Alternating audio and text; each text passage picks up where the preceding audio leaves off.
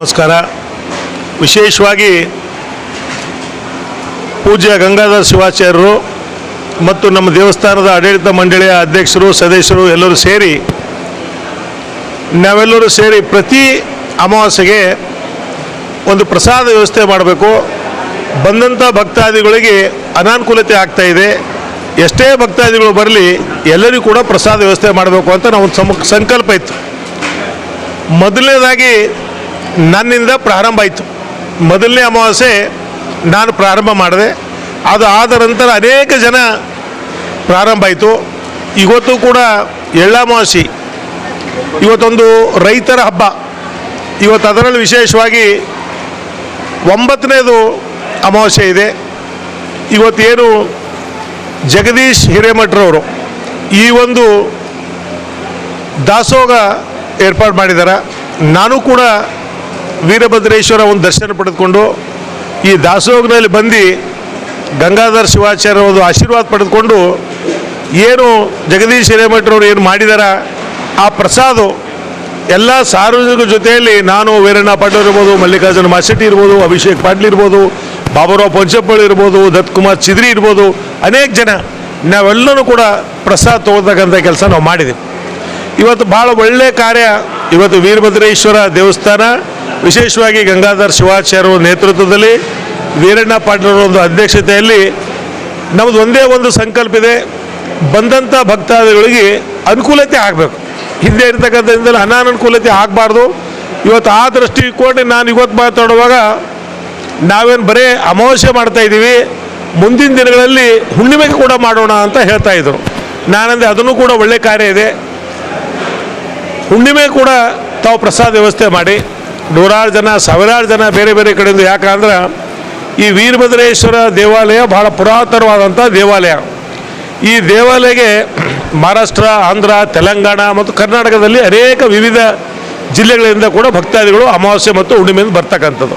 ಆ ಬಂದ ಸಮಯದಲ್ಲಿ ಇಲ್ಲಿ ದೇವರ ದರ್ಶನ ಮಾಡ್ಕೊಂಡು ಅಲ್ಲಿ ಹೋಗಬೇಕು, ಇಲ್ಲಿ ಹೋಗಬೇಕು, ಆ ಹೋಟೆಲಿಗೆ ಹೋಗಬೇಕು ಅಂಬೋದು ಬೇಡ. ಇಲ್ಲೇ ಪ್ರಸಾದ.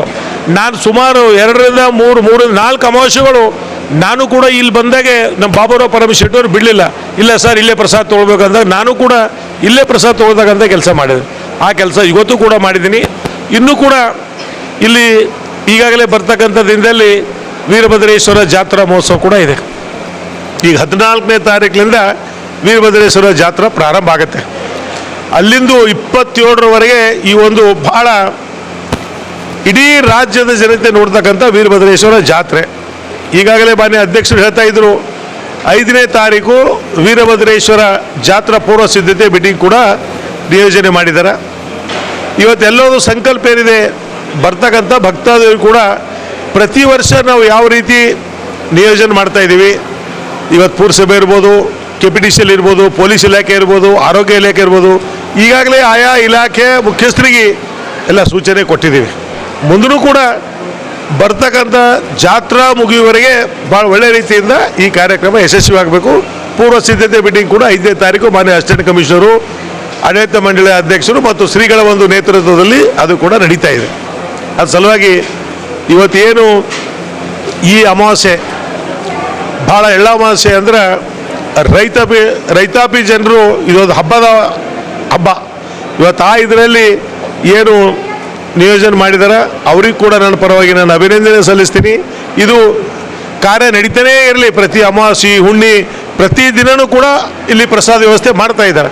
ಈಗ ನನಗೆ ಹೇಳ್ತಾ ಇದ್ರು, ನಾನು ಮಾತಾಡುವಾಗ ಇಲ್ಲಿ ಗಂಗಾಧರ ಶಿವಾಚಾರ್ಯರು ಎಲ್ಲಿ ಇದೆ ಹಿರೇಮಠ, ಅಲ್ಲಿ ಕೂಡ ಒಂದು ದಾಸೋಹ ಪ್ರಾರಂಭ ಮಾಡಿದ್ದಾರೆ. ಸುಮಾರು ದಿನ 150ರಿಂದ 200 ಜನ ಪ್ರಸಾದ ತೊಗೊಳ್ತಕ್ಕಂಥ ಕೆಲಸ ಕೂಡ ಮಾಡಿದ್ದಾರೆ. ಇವತ್ತು ಒಳ್ಳೆಯ ಕಾರ್ಯ. ಯಾಕಂದ್ರೆ ಈಗ ನಾವೆಲ್ಲೋ ದೇವಸ್ಥಾನಕ್ಕೆ ಹೋಗ್ತೀವಿ, ಅಲ್ಲೆಲ್ಲರೂ ಹೋಗಿದಾಗ ಅಲ್ಲಿ ಪ್ರಸಾದ ವ್ಯವಸ್ಥೆ ಇತ್ತು, ಅದು ಅಲ್ಲೇ ಪ್ರಸಾದ ತೊಗೊಳ್ತೀವಿ. ಯಾಕಂದ್ರೆ ಅಲ್ಲಿ ಹೋಟೆಲ್ಗೆ ಹೋಗಬೇಕು, ಬೇರೆ ಬೇರೆ ಏನಪ್ಪ ಎಣ್ಣೆ ಅದು ಇದು ಏನು ದೇವ್ರ ಪ್ರಸಾದ ಇರುತ್ತೆ, ಭಾಳ ಒಳ್ಳೆ ರೀತಿ ಇರುತ್ತೆ, ಅಲ್ಲೇ ದೇವ್ರ ಪ್ರಸಾದ ತೊಗೊಳ್ತಕ್ಕಂಥದ್ದು ಎಲ್ಲನೂ ಕೂಡ ಒಳ್ಳೆ ಕೆಲಸ ನಡೀತಾ ಇದೆ. ಆ ಸಲುವಾಗಿ ಎಲ್ಲರೂ ಕೂಡ ಗ್ರಾಹಕರ ಸ್ಪೆಸಿಫಿಕೇಶನ್ ನಲ್ಲಿ ನಂಬರ್ 1 ತೃಪ್ತಿ ದರದಾಯಕ ಶೋರೂಮ್ ನಿಮ್ಮ ಎಸ್ಪಿ ಟಿವಿಎಸ್ ಶೋರೂಮ್ ನಿಮಗಾಗಿ ತಂದಿದೆ ಹೊಸ ಮಾಡೆಲ್ಗಳ ಹೊಸ ಬೈಕ್ಗಳು. ರೈತರಿಗಾಗಿ ಅನುಕೂಲವಾಗಿರುವ ಸೂಪರ್ ಎಕ್ಸೆಲ್ ಕೂಡ ಲಭ್ಯ.